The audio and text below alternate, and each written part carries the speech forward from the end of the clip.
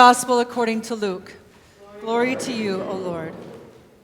Now on that same day, 2 disciples were going to a village called Emmaus, about 7 miles from Jerusalem, and talking with each other about all these things that had happened. While they were talking and discussing, Jesus himself came near and went with them, but their eyes were kept from recognizing him. And Jesus said to them, "What are you discussing with each other while you're walking along?" And they stood still, looking sad. Then one of them, whose name was Cleopas, answered him, "Are you the only stranger in Jerusalem who does not know the things that have taken place here in these days?" And he asked them, "What things?" And they replied, "The things about Jesus of Nazareth, who was a prophet, mighty in deed and word before God and all the people, and how our chief priests and leaders handed him over to be condemned to death and crucified him. But we had hoped that he was the one to redeem Israel. Yes, and besides all this, it is now the 3rd day since these things took place. And moreover, some women of our group astounded us. They were at the tomb early this morning, and when they did not find his body there, they came back and told us that they had indeed seen a vision of angels who said that he was alive. Some of those who were there with us went to the tomb and found it just as the women had said, but they did not see him."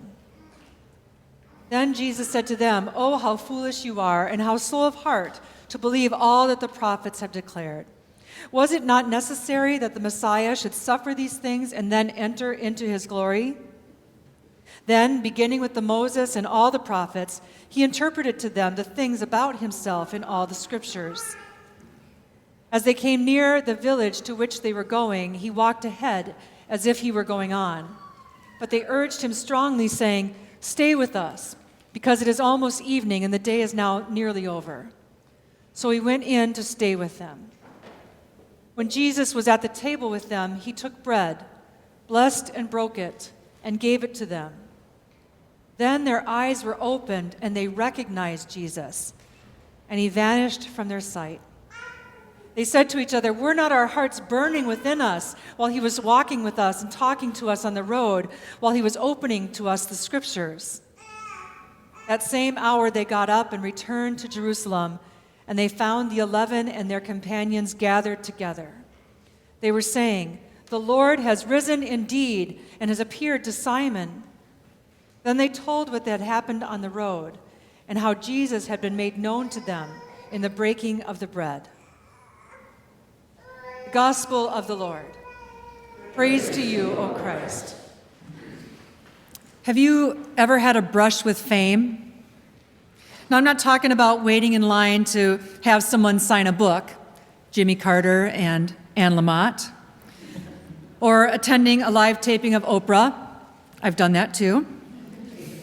Now, I have a friend that sees famous people all the time, recognizing them at the airport or at the theater or when walking on the Meg Mile.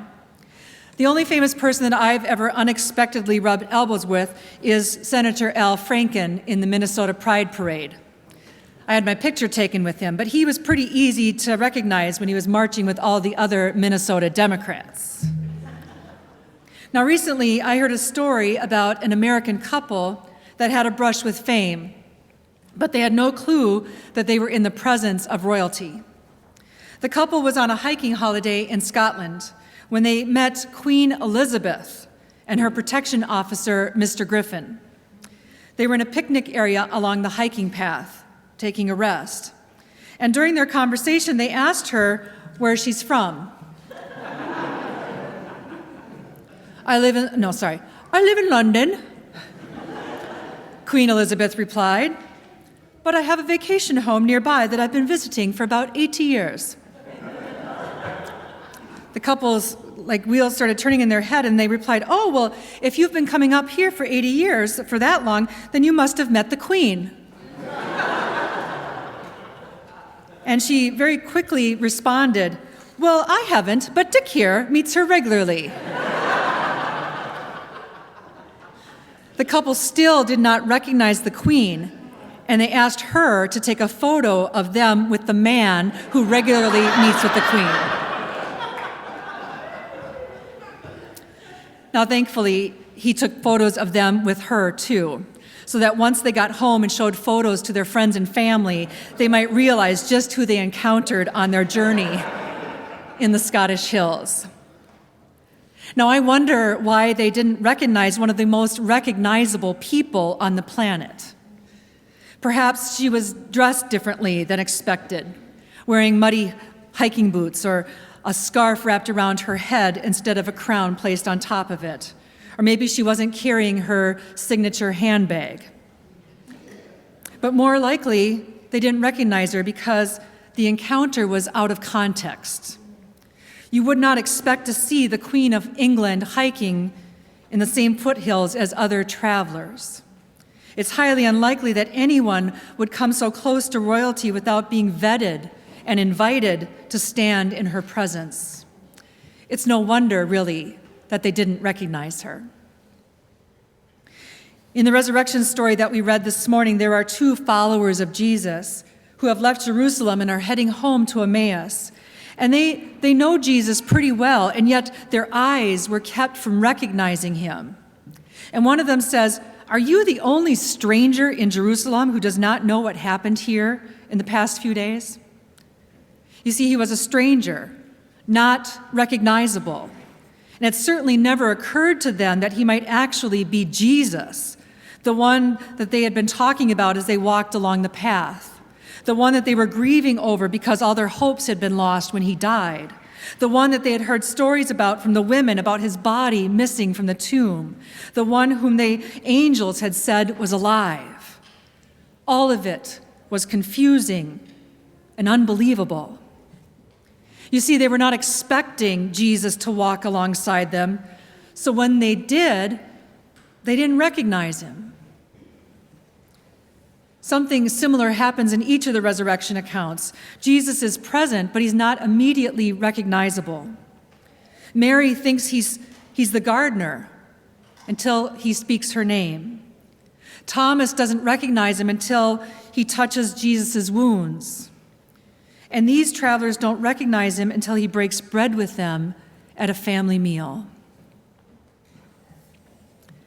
Frederick Buechner, in a sermon on this text, said, "I believe that although the two disciples did not recognize Jesus on the road to Emmaus, Jesus recognized them, that he saw them as if they were the only two people in the world.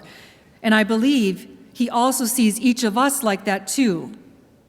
I believe that whether we recognize him or not, or whether we believe him or not, or even know his name, again and again, Jesus comes and walks a little way with us along whatever road we are following."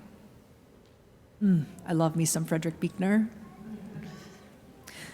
The risen one meets us along the pathways of our life, shows up unexpectedly, and walks right alongside us in our own grief and despair, just as he did with the Emmaus travelers.